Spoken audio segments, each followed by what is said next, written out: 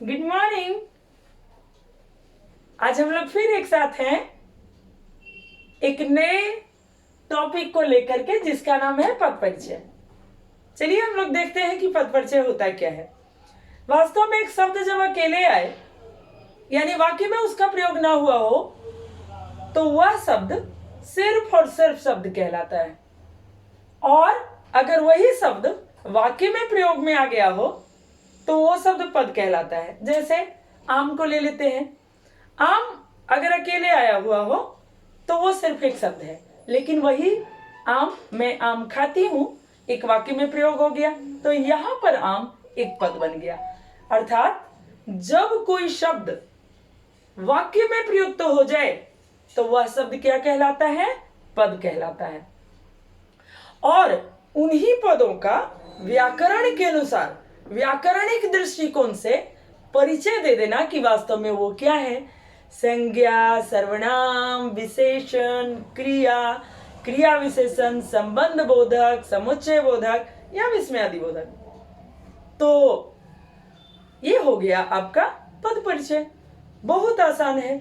देखिए, कोई शब्द अगर अकेले हो तो वह शब्द कहलाता है, सिर्फ शब्द। और वही शब्द जब वाक्य में प्रयुक्त हो जाते हैं तो पद कहलाते हैं। अब देख लीजिए, यहां पर मैं एक एग्जांपल दे देती हूं। वह अमीर है, अमीर है। यहां अगर अमीर को ले लें तो अमीर शब्द नहीं है, बल्कि अमीर एक पद है। अब इन्हीं पदों का, वाक्य में आए पदों का, यानी ये जो अमीर है अब एक पद बन गया, तो वाक्य में आए पदों का व्याकरणिक दृष्टिकोण से परिचय देना पद परिचय कहलाता है। पद के परिचय में, यानी पद परिचय में, ये परिभाषा हो गई पद परिचय की। तो वाक्य में आए पदों का व्याकरणिक दृष्टिकोण से, यानी व्याकरण के अनुसार कि वास्तव में वो है क्या, संज्ञा है, सर्वनाम है, विशेषण है, तो ये बता देना ही व्याकरणिक दृष्टिकोण से, ये बता देना पद परिचय कहलाता है। यानी उसका परिचय देना, पद का परिचय देना पद परिचय हो गया। पद परिचय में हम निम्नलिखित बातों की जानकारी देते हैं। कौन सी बातों की जानकारी देते हैं? संज्ञा है तो संज्ञा में क्या है। जैसे देख लो आप, पहली चीज, अगर कोई शब्द संज्ञा है तो संज्ञा के उसका भेद बता देना है, उसका लिंग बता देना है कि पुल्लिंग है कि स्त्रीलिंग है।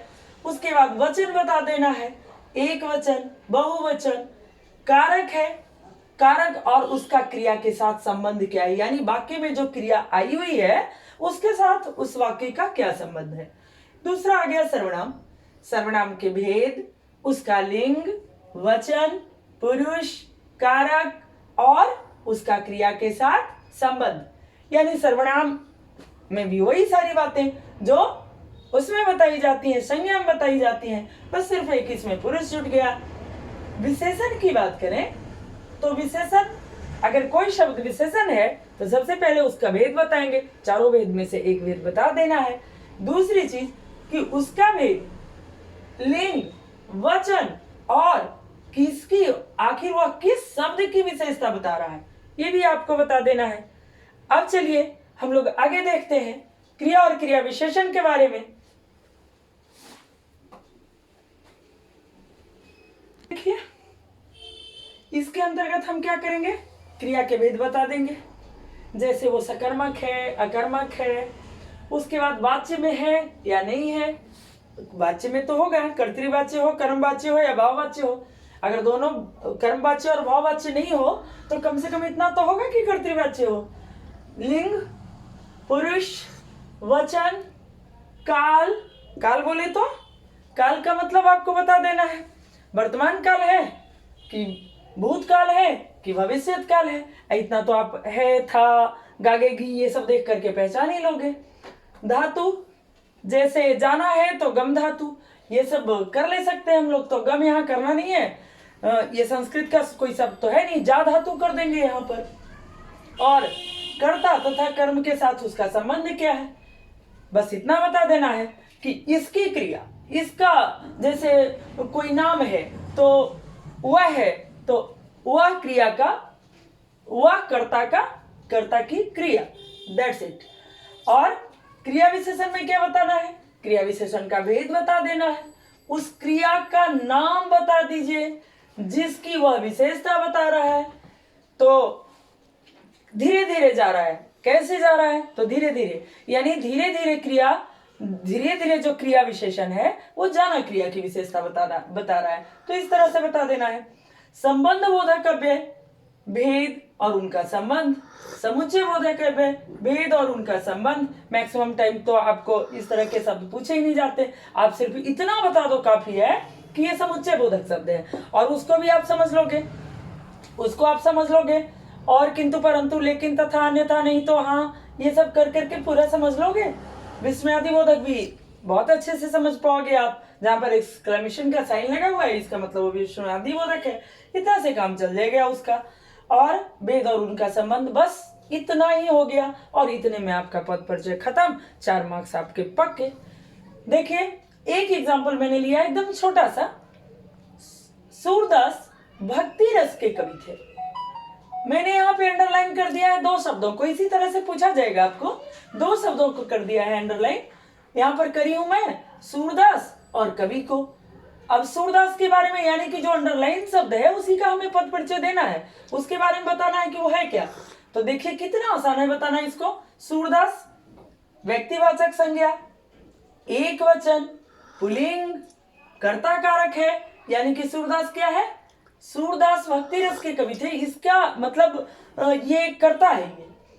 तो व्यक्तिवाचक संज्ञा, एक वचन, पुल्लिंग, कर्ता कारक और थे क्रिया का कर्ता, क्योंकि साफ तौर पर किसी क्रिया का अलग से नाम तो लिखा हुआ नहीं है, तो यही है, था, थे, थी, ये सब बन जाएगा, गागेगी, ये सब उसी की क्रिया बन जाएगा, कर्ता बन जाएगा, कर्ता बन जाएगा। अब देखिए कवि को, कवि जातिवाचक संज्ञा है, कवि से पता नहीं चल रहा है पर्टिकुलरली, इसलिए व्यक्तिवाचक नहीं होकर के जातिवाचक हो गया। जातिवाचक संज्ञा है, पुल्लिंग है, एक वचन है और पूरक है उस शब्द का, यानी सूरदास का, कर्ता का पूरक है। बस इतना से आपका काम खत्म। अब देख लेते हैं कुछ और एक एग्जांपल्स को, और उसके बाद कुछ आप भी बना करके मुझे कमेंट बॉक्स में दिखाना, क्योंकि मैं इस पर डाल दूंगी और उसको आप देख करके बना लेना। एक बार स्क्रीनशॉट ले लो बाबू आप लोग इसको। हाँ देखो यहाँ पर दूसरे एग्जांपल्स को। यह किताब किसकी कृति है? एक सेकेंड, यह किताब किसकी कृति है? यहां पर अंडरलाइन किया हुआ है यह को और किसकी को। अब इन दोनों का हम लोग पद परिचय दे लेंगे। अब मुझे लगता है अब आप लोगों को समझ में आने लगा होगा कि कितना आसान है ये। यह सार्वनामिक विशेषण। अब आपको लगेगा यह सार्वनामिक विशेषण कि सर्वनाम? नहीं, कभी गलती से भी ये भूल न करना कि ये सर्वनाम है। देखो कितना आसान है। इसके आगे क्या है? संज्ञा है ना, वह सर्वनाम अगर कोई संज्ञा के आगे आ जाए तो वो सर्वनाम नहीं रह जाता बल्कि सर्वनामिक विशेषण हो जाता है। इसको समझो। यह किताब, यानी कि यह किताब की विशेषता बता रहा है। किसकी? तो यह किताब। कौन सी किताब? तो यह किताब, यानी यह विशेषता बता रहा है किताब की, इसलिए यह सार्वनामिक विशेषण हो जाएगा। यह सार्वनामिक विशेषण एक वचन है, किताब विशेष्य है जिसकी यह विशेषता बता रहा है। किसकी बता रहा है? तो किताब की विशेषता बता रहा है। हो गया काम खत्म। किसकी? प्रश्नवाचक सर्वनाम, स्त्रीलिंग, एक वचन। तुम यहाँ क्यों आई हो? तुम और यहाँ तुम क्या है? तो पुरुषवाचक सर्वनाम है। भेद बता दिया आपने, सर्वनाम है तो कौन सा? पुरुषवाचक सर्वनाम है, एक वचन है, पुल्लिंग है और नहीं नहीं नहीं, पुल्लिंग नहीं, स्त्रीलिंग। एक्सट्रीमली सॉरी, स्त्रीलिंग।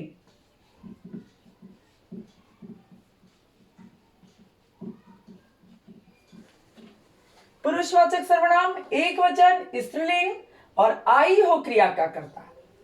यहां स्थानवाचक क्रिया विशेषण आई हो की विशेषता बता रहा है, यानी क्रिया जो है उसकी वह आई हो है। अब चलिए आप लोग कमेंट बॉक्स में लिख करके मुझे इसका आंसर बताइए जो रेखांकित किया हुआ है। घर में कौन रहता है? वह अभी अभी बाजार से आया है। इसमें अभी अभी और बाजार से तथा घर में, ये सारे जो कारकीय चिन्ह है, कारक के चिन्ह है, कारक के चिन्ह के साथ आपको बताना है। अलग अलग ले लोगे फिर गलत हो जाएगा, फिर वो आपका बन नहीं पाएगा। तो घर में होगा, अभी अभी, बाजार से, इन सारी चीजों का, इन चारों चीजों का पद परिचय आप मुझे कमेंट बॉक्स में लिख के बताएं। चलिए, like, subscribe and share. Okay, bye bye.